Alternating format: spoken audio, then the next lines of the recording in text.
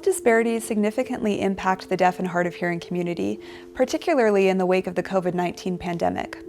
Lack of access to health information for deaf patients and lack of provider training about issues faced by deaf individuals contribute to these disparities.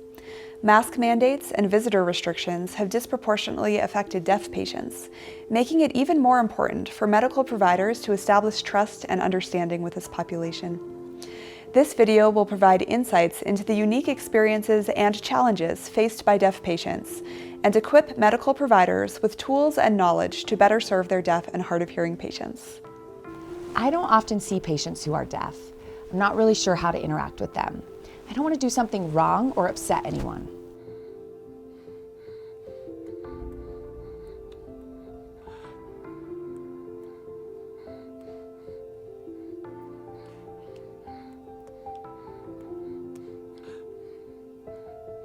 Waiting rooms have been crowded, especially with the pandemic. Talking with deaf patients and making sure they understand takes longer than conversations with typical patients, which makes me a bit anxious. Sometimes I feel like I need to move on to other patients so everyone can be seen and reduce the long wait times.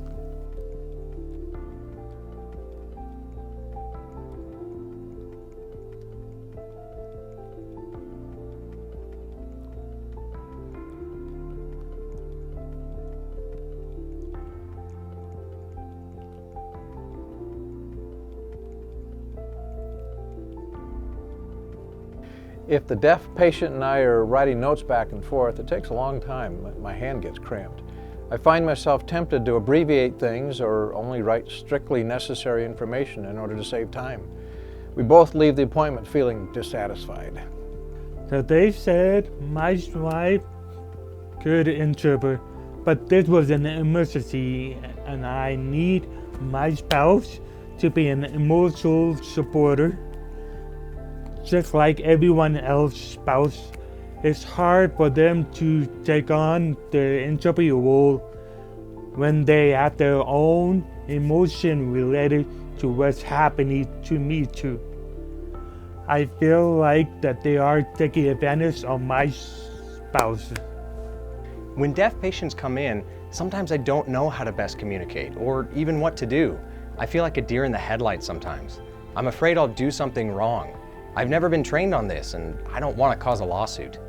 Without being equipped with the proper knowledge and training to serve deaf patients, both medical providers and deaf patients suffer.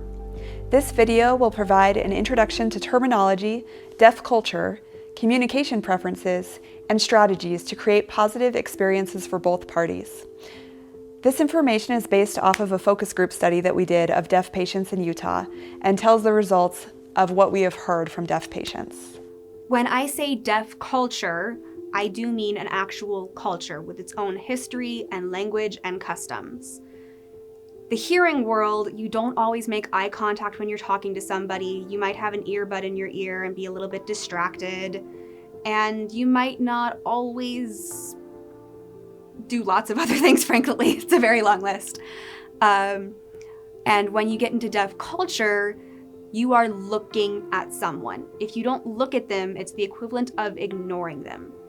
If you say, never mind, when they ask you, what were you laughing at? Or any other number of questions. By saying never mind, you are telling that deaf person they are not important enough to have access to that information.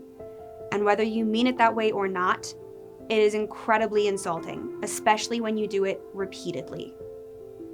Also, yelling at us, again, you look stupid.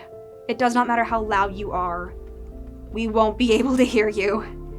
And just because we can hear something does not mean our brain can understand what the sound is. Because some of us not only have hearing loss, but audio processing disorders in which the brain does not always process the sound. So there's multiple different forms of hearing loss.